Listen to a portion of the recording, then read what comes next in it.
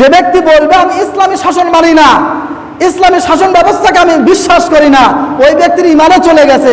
আর আপনি যদি ওই নেতার পিছনে ঘোরেন, যে নেতা ইসলামী শাসন ব্যবস্থাকে বিশ্বাস করে না, তাহলে আপনার যদি বাস্তবতার পিছনে আপনি ঘোরেন, তাকে যদি বিশ্বাস করে সেই দলকে আপনি সাপোর্ট করেন, কিয়ামতের ময়দানে ওই নেতা সহ আপনাকে কিয়ামতের ময়দানে ডাকা হবে।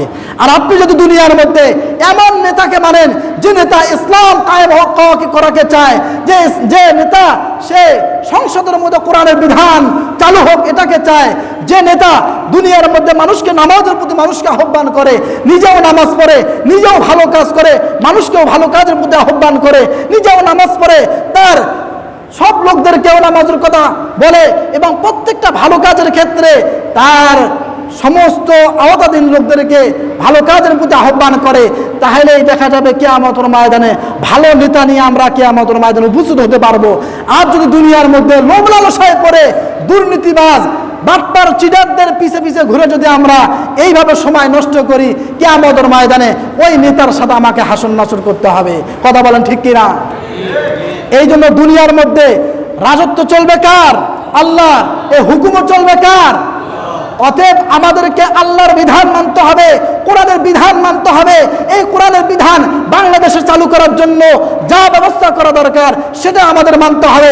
আল্লাহ লাহুল খালকু ওয়াল আমরু, আল্লাহ তাআলাই যেহেতু দুনিয়ার সবকিছু সৃষ্টিকর্তা, অতএব হুকুমও চলবে তার, বিধানও চলবে তার। ওই আফগানিস্তানের দেখেন, আফগানিস্তানের বড় বড় উলামায়ে কেরামরা আল্লাহ লাহুল খালকু ওয়াল আমরু, তারা আল্লাহর সৃষ্টিকে মেনে আল্লাহর হুকুমও তারা মেনেছে, বিধান চালু হয়েছে আফগানিস্তানে। যার কারণে সারা বিশ্বের মধ্যে এখন 1 নম্বরে এমন দেশ আছে আফগানিস্তান, যে দেশের মধ্যে 100% এখন ইসলামী শাসন ব্যবস্থা চলতেছে। অতএব বাস্তবে যদি আমরা বাংলাদেশে যদি বাস্তবে শান্তি পেতে চাই, বাস্তবে যদি বাংলাদেশে ইসলাম কায়েম করতে চাই, অবশ্যই আমাদেরকে বাস্তবে যারা ইসলামকে শাসন করতে চায়, ইসলামের বিধানকে সংসদে ঢুকাতে চায়, তাদেরকে সাপোর্ট দিয়ে, তাদেরকে সাপোর্ট করে বাংলাদেশে ইসলামী শাসনের ব্যবস্থা করার চেষ্টা করতে হবে। কথা বলেন ঠিক কিনা? আপনি দুনিয়ার মধ্যে বাংলাদেশের মধ্যে কত ধরনের বিশৃঙ্খলতা চলতেছে, এক একটার পর এক একটা জ্ঞানজাম চলতেছে। বাস্তবে এগুলো সবগুলো সমাধানের মূলেই হলো ইসলামী শাসন ব্যবস্থা।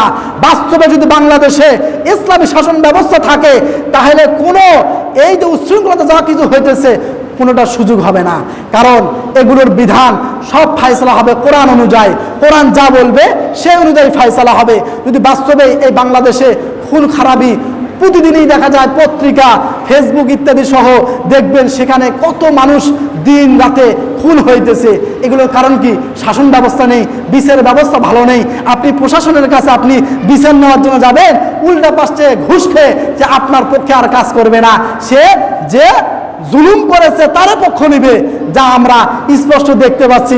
বাংলাদেশের মধ্যে গত কয়েকদিন আগে আপনারা শুনেছেন, একজন বড় ইমাম সাহেবকে গুম করার জন্য একদম পঞ্চগড়ের সীমান্তবর্তী এলাকার মধ্যে নিয়ে গেছে, সেই জায়গার মধ্যে কত কাহিনী হয়ে গেল, আর সেটাকে এখন উল্টায়া অন্য পাশ দিয়ে নিয়ে ঘুরিয়ে নিয়ে দিচ্ছে। তার মানে হলো বাংলাদেশে ইসলামী শাসন ব্যবস্থা নেই, কোরআনের বিধানকে কেউ মানতে চায় না, যার কারণে এই অবস্থা তৈরি হয়েছে। বাস্তবে যদি বাংলাদেশের মধ্যে কোরআনের বিধান যদি চালু হয়ে যায়, সংসদে যদি কোরআনের বিধান ঢুকে যায়, তাহলে বাংলাদেশের মধ্যে বাটপার চিটার কোনো অবিচার করতে পারবে না। কোরআনের বিধান যখন চালু হয়ে যাবে, ইসলামী শাসন অনুযায়ী যখন ব্যবস্থা হয়ে যাবে, কোরআন অনুযায়ী যখন বিচার করা হবে, তখন বাংলাদেশের কোনো মানুষ আর কখনো হতাশাগ্রস্ত হবে না, তারা শান্তি ফিরে পাবে ইনশাআল্লাহ। এই জন্য আমরা সবাই শুধু মনে মনে টুপি পরলেই মুসলমান হওয়া যায় না, পাঞ্জাবি পরলেই মুসলমান হওয়া যায় না, মুসলমানের ঘরে জন্ম নিয়েছি বলে মুসলমান হয়ে গেছি এত সহজ ব্যাপার নয়।